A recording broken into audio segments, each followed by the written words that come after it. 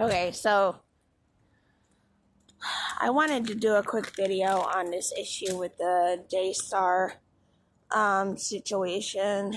I recently on X had commented, I would comment a little bit, but I had recently commented on Joshua Brown's on his X, and my stance on the matter is that I do believe Jonathan and Susie, and that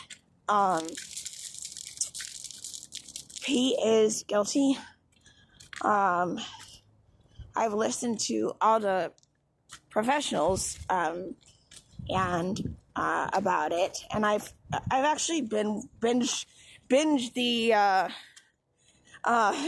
the videos on the situation, and so I am a child of I am a survivor of childhood SA, and honestly, the way I feel about it is because to the point that I am in my life is I'm at a more healed point in my life. It's a complicated feeling that I feel about the situation with Pete.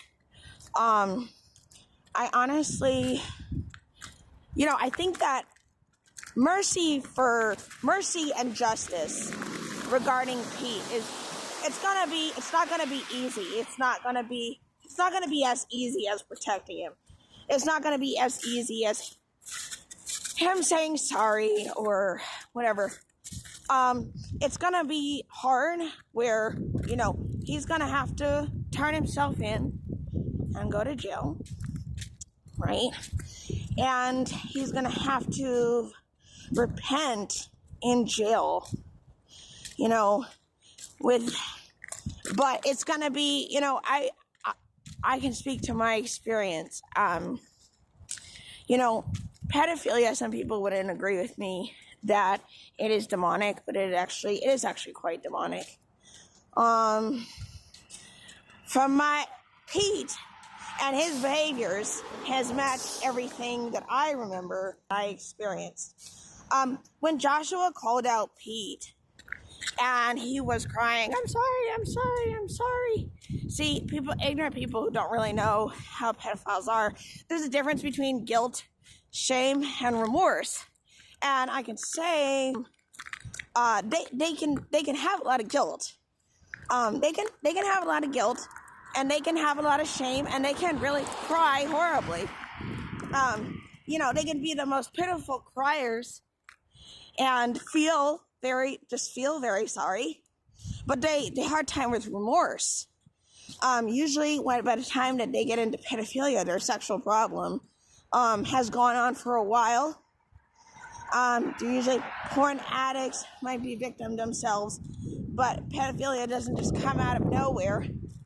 It's usually a problem that has been going on. So I'm trying to make this short.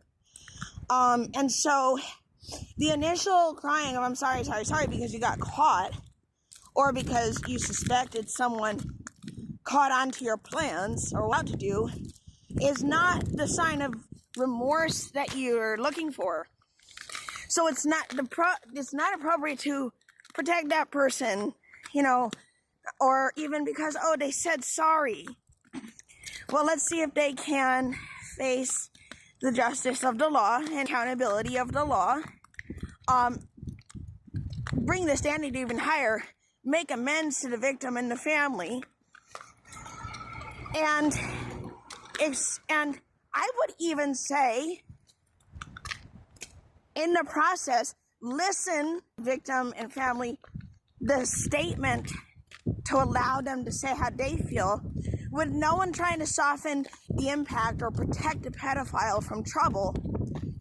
When they're going through questioning, let them answer the questions and let sit through it and be questioned and answer and be accountable, rather than say, this is too much for me, I can't do this.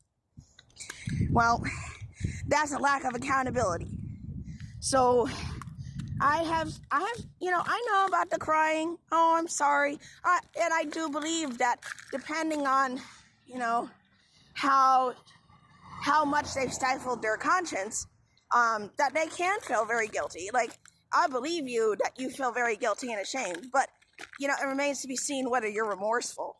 Facing the full accountability would determine whether you're remorseful. So my memories, they're trauma memories. So, you know, they're not, they come up in different ways in little snapshots. You know, trauma memories were stored differently. So my memory of my abuser was they would drink and cry horribly and, oh, I'm so sorry, I'm so sorry, I'm so sorry, I'm so sorry, I'm so sorry, I'm so sorry.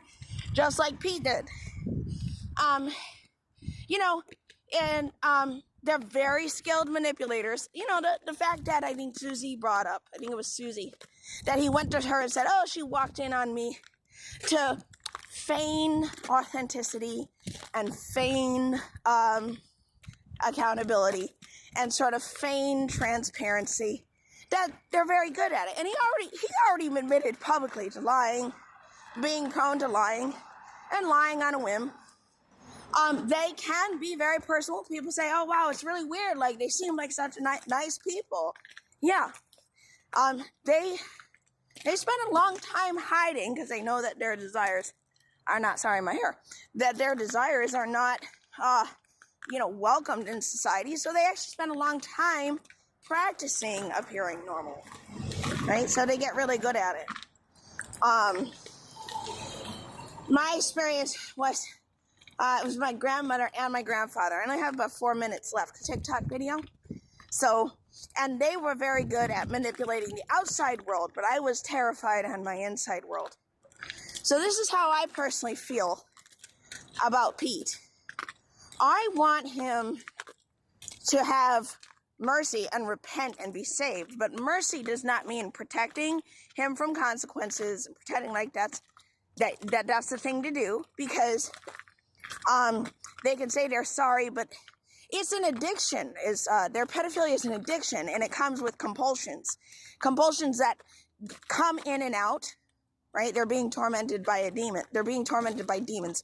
And it's due to their own choice that they allow these demons in to oppress them. So I'm not taking away accountability by saying that the person is oppressed. I think it's a little minimizing to act like you're not dealing with someone who is severely oppressed or possibly possessed by demons, you know.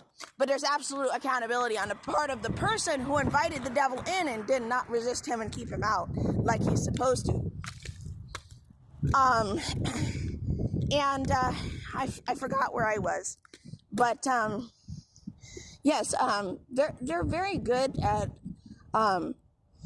acting personable and acting relatable for the outside world. You know,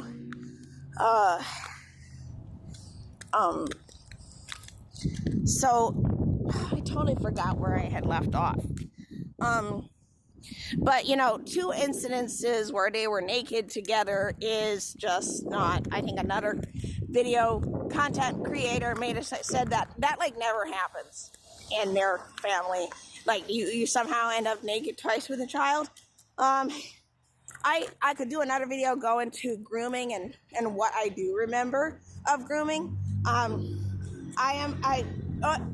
As a trauma survivor, I was a bit of a disassociator and a person who would black out. So, I could share in another video of some things that did come back. But the grooming process of like slowly introducing the child to your nudity was something also that I remember really very faintly, and things that happened. So to make my point, to wrap up my point, everything that Jonathan and Susie said is exactly how I remember living with a pedophile. So I think I made my point, and thanks.